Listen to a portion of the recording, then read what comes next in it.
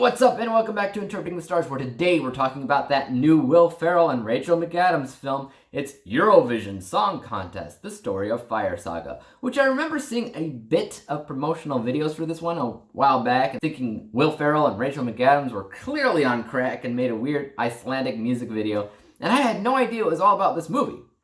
Icelandic singers. I mean, I expected it from Will Ferrell, let's be honest, but Rachel McAdams, okay then. I guess we'll figure out if a couple of yokels can actually sing, and let's get cracking. This review is brought to you by the word of the day, yokel, a naive or gullible inhabitant of a rural area or small town. Eurovision Song Contest follows around a couple of Icelandic singers with a combined dream to one day win the Eurovision contest and be famous singers. But they're a bit of an underdog duo, as basically the only people that believe in them are themselves. They are often mocked and laughed off the stage, but they have the confidence of gods and stay standing. When a terrible accident allows them to go to the semifinals for Eurovision, will they overcome or embrace their quirks to find what it takes to succeed?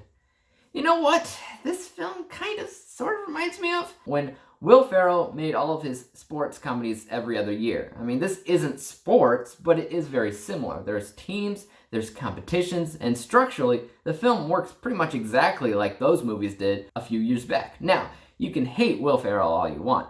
I know a lot of people do. Your opinion is valid. I haven't loved all of his stuff myself, but generally speaking, I do like to check out whenever he does something, because every so often, I am impressed with the film that he makes. Now, I'm not going to just sit here and say I was impressed by Eurovision Song Contest, the Story of Fire Saga, or anything, but I did like it more than I thought I would. I did laugh at quite a few areas in the film, and I was actually shocked at how well his voice works in the songs in the film. As for Rachel McAdams' voice, she can sing. I understand that they did the same thing that they basically did in Bohemian Rhapsody, where they mixed her voice with another singer, but a lot of it is actually her voice, and it is very, very good. I also really dug the songs in the movie, most of which are all original.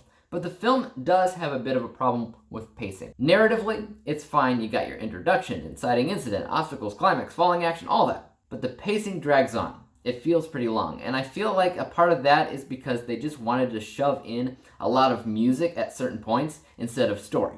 So it's sort of like a concert film, which is fine. I did like the music, but I watch a film for its story. So I often was looking at a clock, checking the time, because this movie is slightly over 2 hours long, which is average, but might have been a bit too long for this kind of film.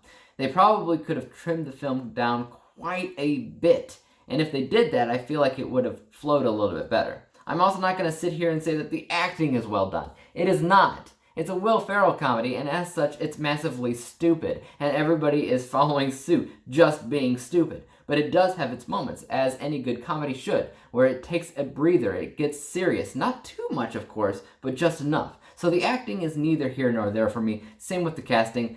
Obviously, everybody in this film is either Americans or the British, and almost all of them is playing a nationality that's different than their own. I don't know if that's insensitive or what. It's hard to judge art, and it's hard to call art art when it doesn't feel like art, but I'm not one to really judge that specifically. I'm just saying stuff like that can obviously be insulting to others, so use your own discretion and judgment when deciding to watch this movie. As for me, I had a good enough time with this one. I wasn't expecting much out of it, honestly, but I think the music really helped me get into the mood to watch this ridiculous bonkers comedy. So if you look at my unbiased technical score, it mostly is as expected, but I did really like the visuals, especially when it came down to the exterior landscape shots of Iceland and Scotland, and things of the nature, which is beautiful scenery. Great focus on music, so that unbiased score is 70%, and because I was surprised at how much I personally enjoyed the movie, my bias score is a little bit higher at 76%, averaging everything together to a final score of 73%. 73 out of 100 possible stars, granting with the letter grade of C.